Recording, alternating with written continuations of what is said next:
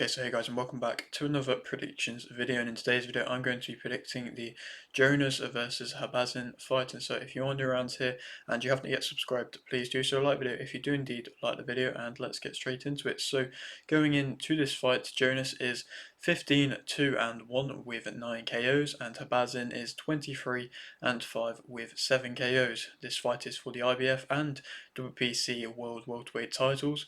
Jonas's last fight was a win via split decision versus Mayer, and Habazin's last fight was a win via unanimous decision versus Magyar. Jonas is 40 and Habazin is 35. Jonas is a southpaw. Jonas's losses have come versus Taylor in 2021 and Obenov in 2018, and Habazin's losses have come versus Harper in 2023, Shields in 2020, Lauren in 2016, Brackhouse in 2014 and Magic in 2013. And to speak a bit more about what I've just been saying, like I mentioned, this is for both of the belts. It's a unification fight in the division, in a stacked division. You know, it's interesting to see how Jonas, out of order, kind of talks about fights available to her and the want for the rematch versus Mayer, and you know the Lauren Price fight as well, which apparently is going to happen next. I'm not too sure if that's actually going to happen or not. It's interesting to see that this is the opponent. Obviously, like I say, it's a unification fight, so if you want to be undisputed, you have to win all the belts, no matter who the champion is. So, you know, I find that interesting. I just think it's the easiest available champion, in my opinion. Not trying to discredit Habazin as a fighter. She is a good fighter and she could cause an upset and she has got good skills. But I think out of all the options in the welterweight division, I think at the moment this is quite a stacked division. For, you know, women's boxing, there's not a lot of divisions that have got a lot of clear, good champions in it. And when you look at this division, you have the likes of, you know, of course, Habazin, Jonas, Mayer, Price, Ryan. You know, they're good names there. And I think as you look at the other champions, this is definitely the easiest on paper champion to fight, and so you know that's why perhaps Boxer have been keen for this fight. They, I believe, had Habazin there for the last fight between uh, Price and McCaskill, and they were talking about her fighting them. Or I think she was also at Mayer versus Jonas, the first one as well. So she's been, you know, floating around the events and was expected to probably, you know, Boxer to push that fight and, you know, try and build a narrative with that fight. And, you know, I don't really think there is much of a narrative, but nonetheless, it's a, I suppose, a bit of an interesting fight. In general, I think they both got quite an underdog story. I mean, Habazin has had multiple defeats against often top opposition. I mean, Shields being, you know, a very tough competitor, and Harper at the same time being a tough competitor. She's been good at this weight, you know, and Brackhouse as well, another name to the list. But she's been good at this weight, like I say, and Harper, you know, was able to dismantle her quite convincingly. But in general, like I say, I think she's been good at this weight, and I think it's just surprising thing in which she's been able to move back to being a champion quite quickly. You know, she had the loss versus Harper only, you know, last year, and since then she's been able to move to become a champion again, and it's not taken too many fights. She seemingly, you know, found the option, found the perhaps easiest available option, and found that vacated title, or you know, vacant title, and was able to fight Magyar for it against an opponent in Magyar who, you know, Habazin was going to be the favourite. She was going to be able to get a fight in her home country, and it was going to be a perhaps, you know, easier contest. It wasn't in the end. It was quite an actual, you know, good fight, and it was a good contest. But nonetheless, like I say, perhaps it was the best way to become champion again, and perhaps for Habazin the only way to become champion again. Like I say, I'm not trying to write off Habazin as a fighter, but I just think, in my opinion, that is perhaps the case. And you know, Jonas, she has been out for a little while. You know, not a crazy amount of time, but a little while since that fight versus Mayer, and she got a lot of hate and a lot of perhaps, you know, a discouragement towards her because she did, you know, she did what she had to do. She got the decision. You can't kind of slate her because of the decision. You can't say bad things towards her because of a decision being close. It was a close fight, and you know, a lot of people thought that Mayer won. Mayer obviously since then has been able to go on to become champion nonetheless. So you know, on paper, or you know, in the scheme of things, it's not really changed too much. But I don't know. I just found it interesting the amount of hate she's got, and then like I say, she kind of went quiet. There was talks of the rematch being made, and then it just kind of went quiet. So I think the Gallagher's, who, or mainly her coach Gallagher, was keen to be able to get her back. He was kind of annoyed Joe Gallagher because she wasn't fighting, and she wasn't really getting fights available to her, given to her. So I think that kind of pushed and forced boxers to really kind of push things along and move things along and eventually, give her this fight, because I don't necessarily know if this fight would have been made if it wasn't for her coach, Joe Gallagher, actually pushing for it. And, they get sometimes a bit of hate as a gym, but in general, I think at least what they're doing for their fighters is a good thing. Like I say, pushing their fighters. It's nice to see that they are doing that. And for in general, a homecoming fight, I think homecoming fights are normally against lesser opponents.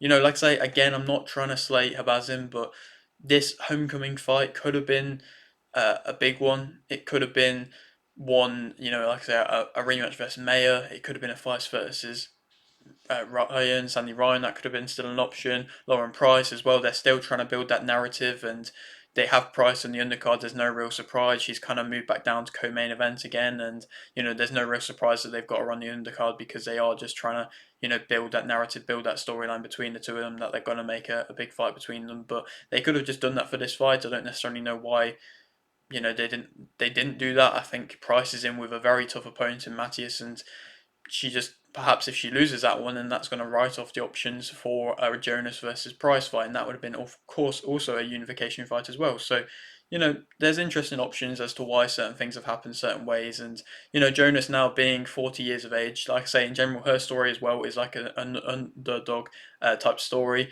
She, of course, lost versus Katie Taylor back in 2021, and she was, of course, getting older at that point. She was what, 37, 36 at that point. So, of course, she was still on the older kind of side of things at that point. But to be able to go on the run she's been on and get to the position in which she's in now, at the age in which she's at, is very impressive. And she's, like I say, really kind of putting Liverpool on the map for women's boxing. And she's been a great kind of advocate for women's boxing as well, and a great person to have around in the scene. And you know, perhaps Boxer are finally realizing that you have to kind of move things along a bit more in her career and keep her in big fights. I don't know. We'll have to wait and see if what happens if she does win this fight, where she will go. But also on this card, like I say, has been Lauren Price. She's been demotivated, not demotivated, uh, moved down into a co-main event, and yeah, it's interesting to see that she's been put back on there after a very good performance versus McCaskill last time out. I think she is arguably the most skilled fighter in this division. She's of course going to have to prove it against all the other top ones, but I think, in my opinion, she probably is the most skilled one, and she's against Matthias, who is an unbeaten opponent, a Colombian with a lot of stoppages on her record. I believe she is 7-0. She has 6 stoppages in them, and they've you don't see that too often. You don't see too many women's fighters with a lot of stoppages on their record. And, there's a few Colombians in which have been able to rack up that type of a record. And it's interesting to see where boxers been able to kind of find her as an opponent. But I think it's a good opponent. It's not a bad opponent. I think it's a name in which a lot of people aren't going to kind of recognize as a good opponent. But on paper, I think it could be a good fight. It's for the IBO and WBA World Welterweight titles. I think that Price is still going to win by unanimous decision. I think she's going to have the boxing skills higher than that of Matthias. I think Matthias hasn't really experienced anybody who's not just kind of going to sit there and accept punishment, and that's kind of how Matthias has been getting a lot of her wins. Not really fighting a level of opponent that high, just fighters who are going to just accept, staying on the ropes and not be able to compete with somebody who's just coming forwards. And that's where I think, yeah, yet again, I think Price is going to be able to show that skill, show that level. Again, showing a very great performance against McCaskill. I mean, McCaskill, in my opinion, was, way over, way kind of past it, and did look poor. And she looked very poor realistically. I don't think she's looked that good since the Cameron fight, to be honest. Well, before the Cameron fight, I mean, that Cameron fight was very poor for McCaskill, but Price really showed her up, really showed her pace. Perhaps there was times in which McCaskill was just stood in front of her and in good positions to be able to attack, but then just kind of backing off and letting Price come forwards. It was a weird fight, but like I say, Price made the most of it and won clearly via stoppage, which was a nice kind of thing to add on to it.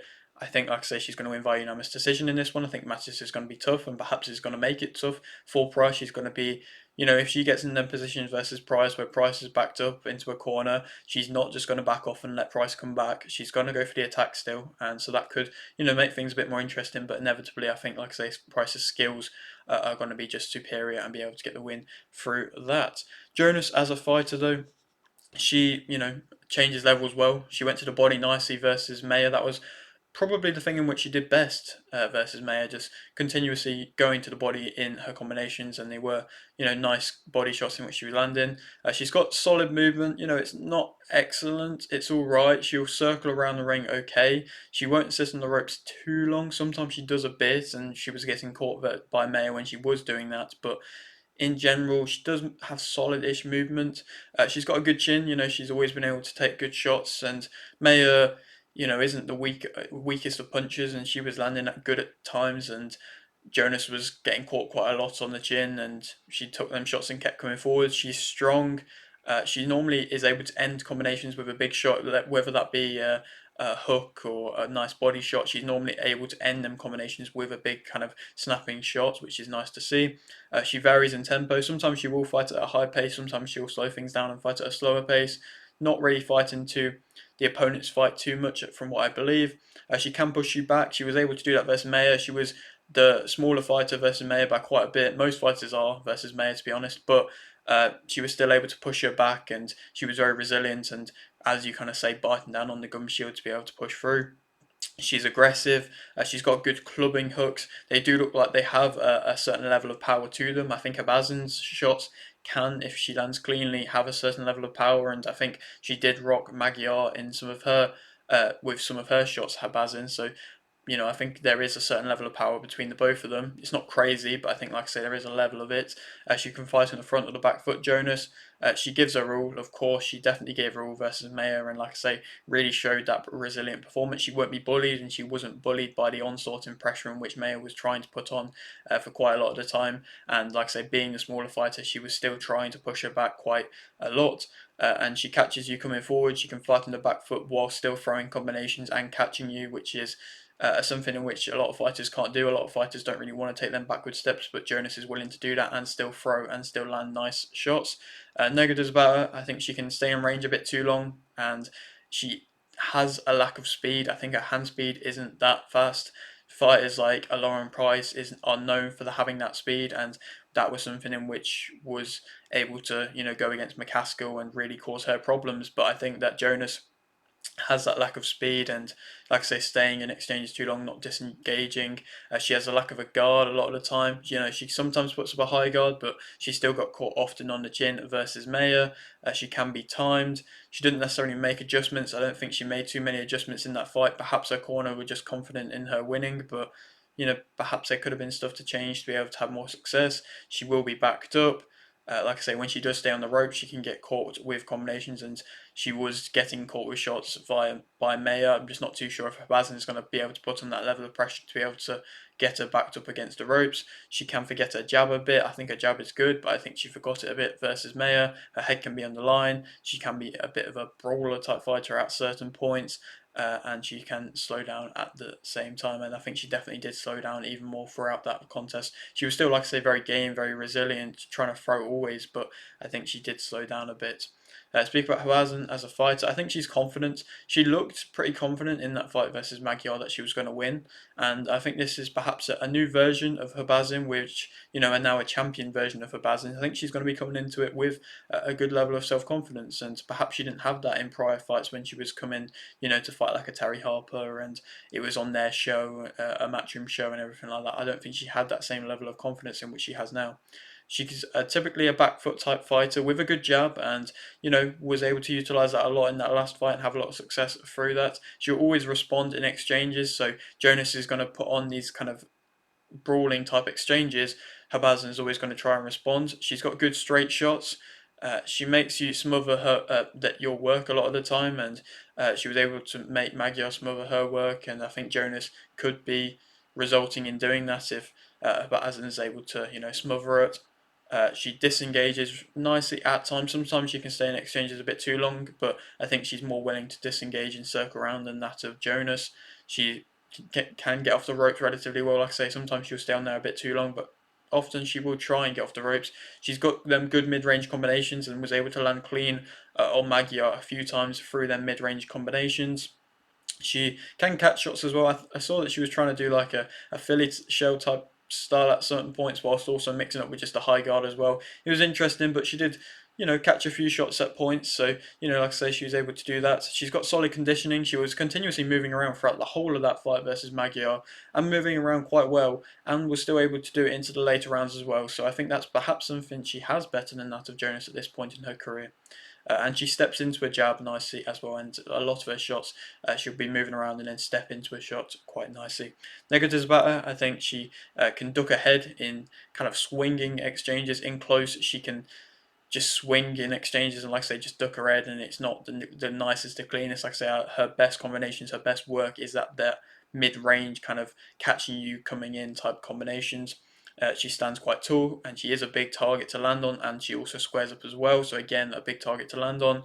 She's got minimal head movement, similar to that Jonas. So perhaps they're both, if they get into brawling exchanges, it's going to be interesting to see who comes out on top.